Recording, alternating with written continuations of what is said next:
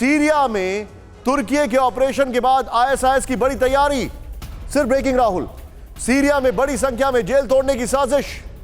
Syria पर जमीनी हमले की तैयारी में है तुर्की। सीरिया में यूएस बेस से जुड़े सूत्रों के हवाले का दावा। सीधे आइए, ये विजुअल के साथ दिखाइए राहुल, बड़ी खबर। बड़ी खबर, सीरिया में तुर्की के ऑपरेशन के बाद आईएसआईएस की बड़ी तैयारी। सीरिया में बड़ी संख्या में जेल तोड़ने की साजिश। सीरिया पर जमीनी हमले की तैयारी में तुर्की। सीरिया में यूएस बेस से जुड़े सूत्रों के हवाले से खबर।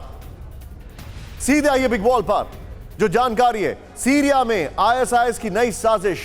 तुर्की में आईएसआईएस के आतंकी बड़ी संख्या में जेल तोड़ने की साजिश रच रहे हैं। नंबर 1, तुर्की की साजिश पर हमले, सीरिया पर हमले तेज करने की खबर के बाद आईएसआईएस का प्लान है। नेक्स्ट दिखाइए, तुर्की की फौज कभी भी सीरिया में बड़ा ग्राउंड अटैक कर सकती है। नेक्स्ट दिखाइए, 20 नवंबर को तुर्की ने सीरिया में एयर स्ट्राइक की थी। तुर्की की एयर स्ट्राइक में सीरिया के 31 लोग मारे गए थे।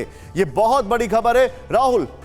इस खबर के, इस वॉल के साथ नीचे जो नए उनके मुखिया वाली खबर है उसकी ब्रेकिंग और शॉट लीजिए। मैं सीधे चलूंगा पुष्पेश सर के पास। पुष्पेश सर, भारत के जो दर्शक हैं वो ये जरूर समझना चाहेंगे कि सीरिया में टर्की जो कर रहा है, अमेरिका जो कर रहा है, रशिया जो कर रहा है, इसका ओवरऑल इंपैक्ट क्या है और ये इसके पीछे वेस्टेड इंटरेस्ट है किसका? ये आपने बड़ा मुश्किल सवाल पूछा है। मुझे लगता है कि बहुत आसानी से समझना और समझाना कठिन है कि तुर्की ये जो कर रहा है उसका मकसद क्या है। अगर आप सीरिया के रण क्षेत्र को देखें तो वहाँ पुतिन और एक बहुत नाजुक कलाबाजी तनी रस्सी के समान तुर्की और पुतिन के बीच भी चलती रही है। अगर ये अभियान आईएसआईएस के खिलाफ चलाया जा रहा है तो कई ऐसे बहुत सारे तत्व जिनमें अमेरिका भी शामिल है शायद इससे खुश होगा कि अब सफाया आईएसआईएस का होने जा रहा है। मगर आप ये देखें, कुछ दिन पहले जब तुर्की ने हमला किया था सीरिया पे ज़मीन पर, तो अमेरिका ने कहा था कि उसके हवाई हमले से उसके एयर बेस भी उसकी जद में आ रहे हैं और एक कहीं ना कहीं एक राष्ट्रीय हितों का टकराव तुर्की और अमेरिका के बीच में है। मगर आईएसआईएस का बहाना जब तक सामने आता है तब तक ये सब फिर एक होते नजर आते हैं। तो उस समय पुतिन जो हैं और वो पुष्पेश सर, मैं आपको थोड़ा सा रोकूंगा। मैं माफी चाह रहा हूं आपको रोकने के लिए, please pardon me for this. मैं आपके पास फिर से एक खबर लेकर आ रहा हूं, फिर आप मुझे शायद थोड़ा और क्लैरिटी से हमारे दर्शकों को समझा देंगे क्योंकि मेरा सवाल भी उसमें थोड़ा लोडेड होगा। सीरिया में जल्द दिख सकता है रूसी फौज का बड़ा एक्शन। दिखाइए ब्रेकिंग, तुर्की के हमले के बीच रूस ने सीरिया भेजी अपनी फौज, विजुअल्स के साथ। रशियन फोर्सेस कुर्द के कंट्रोल वाले इलाकों में तैनात। यह बहुत बड़ी खबर है, बहुत बड़ी खबर है।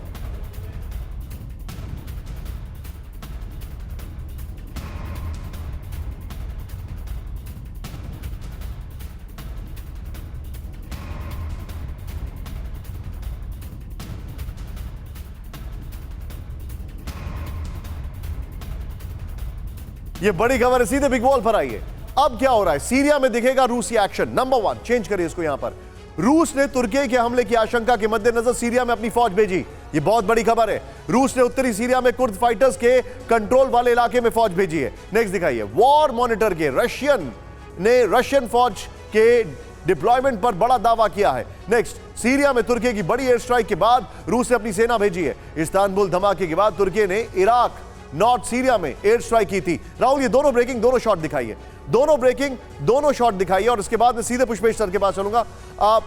पुष्पेश जी, अब मैं समझना चाह रहा हूं। देखिए, मेरा लोडेड सवाल यह है, रशिया क्या अमेरिका के ऊपर as a diversion, Rahul please दोनों ब्रेकिंग, दोनों शॉट रखिए, एज अ डाइवर्जन सीरिया का फ्रंट जानबूझ के तुर्की के थ्रू नहीं खोल रहा है? और क्या तुर्की दोनों साइड से नहीं खेल रहा है? एक तरफ यूक्रेन को हथियार दे रहा है, दूसरी तरफ सीरिया पर अटैक करके एर्दोगान अपने नंबर बनाने, क्योंकि अगले साल उनका चुनाव है और उसमें उनको रशिया मदद कर रहा है। नहीं, ये बात अपनी जगह पर ठीक है निशांत भाई, मगर मुझे लेन डेटन का एक कोल्ड वॉर के दिनों का लिखा उपन्यास का शीर्षक याद आता है।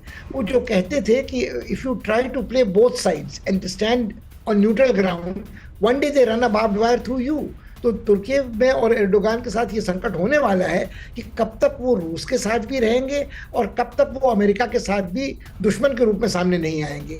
ये डाइवर्जन से ज़्यादा बड़ा मुझे लगता है कहीं ना कहीं, जैसा जनरल साहब फरमा रहे थे, क्या पुतिन अब ये सोच नहीं रहे हैं कि उन्होंने यूक्रेन के जंग में तो ज़ेलेंस्की को पस्त करके दिखा दिया है, यूरोपीय समुदाय में फूट डाल दी है, हथियार खत्म होने लगे हैं, अब वो जमीन पे अपने टैंकों की तबाही का रोना नहीं रो रहे, हवाई मिसाइल से वार कर रहे हैं।